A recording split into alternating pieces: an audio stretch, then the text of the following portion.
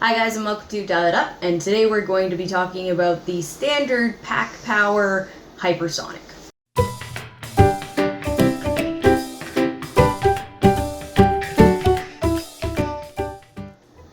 So Hypersonic Speed is a standard movement power that can be found in the pack, the Powers and Abilities card, and it is as follows.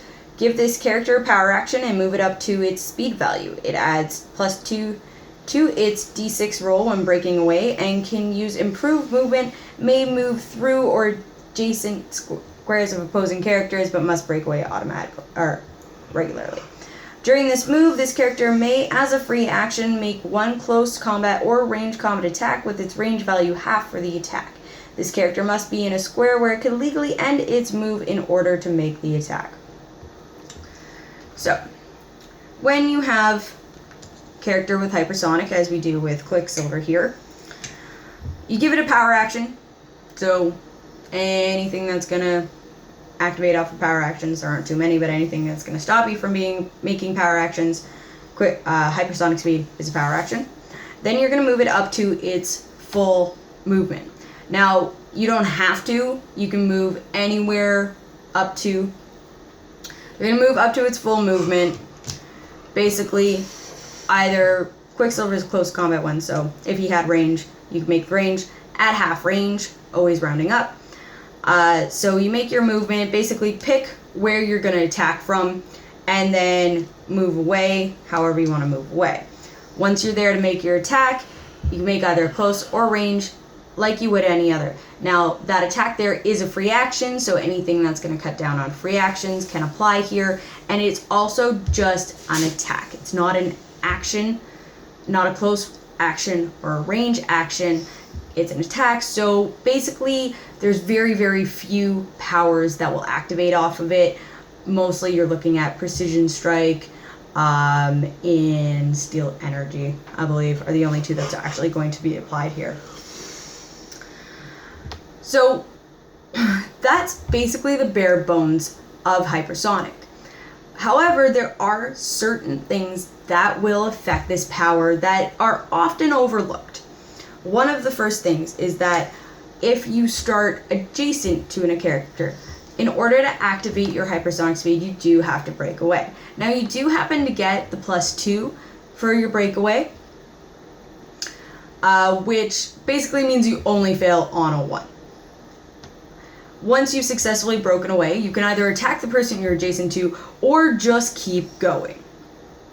If you happen to just keep going, you can go attack somebody else, or you can attack the person there and move away however you want to move, use up those movements.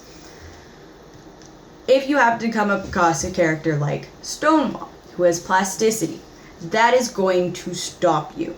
And that's just going to stop you flat in your tracks. Plasticity is one of those abilities that kind of hard counters Hypersonic Speed because the attack being made during Hypersonic Speed is made during the movement.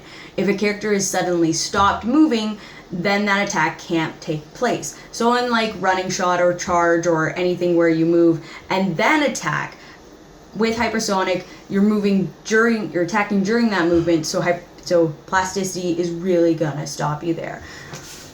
On the flip side of that, if a character didn't start with plasticity and you go to attack them and the damage dealt to them ends up moving them onto a plasticity attack, you don't have to stop there.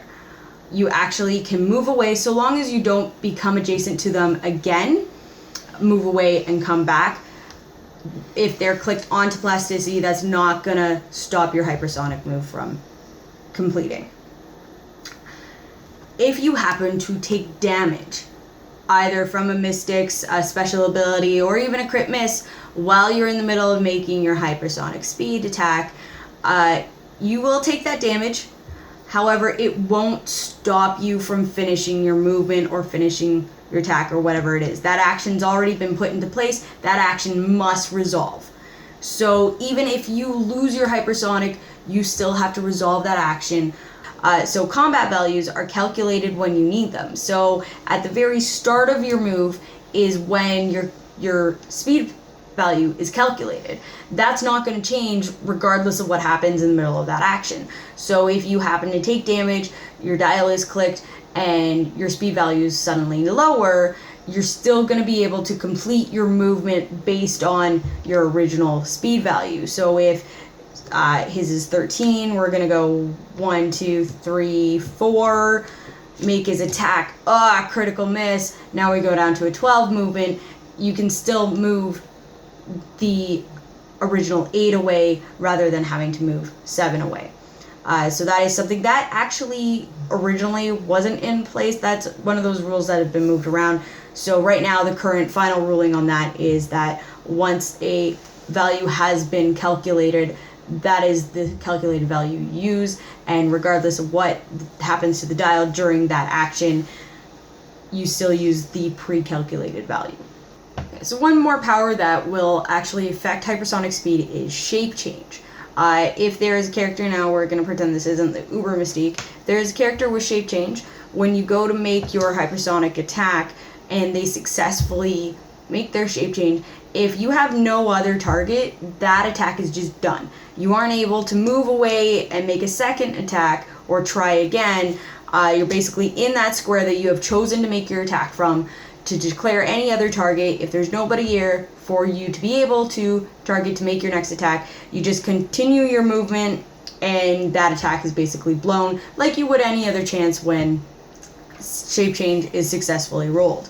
However, if it was in a situation where you could make another attack, whether you're a ranged character or you're a close combat character, successful shape change your target, continue on with the attack.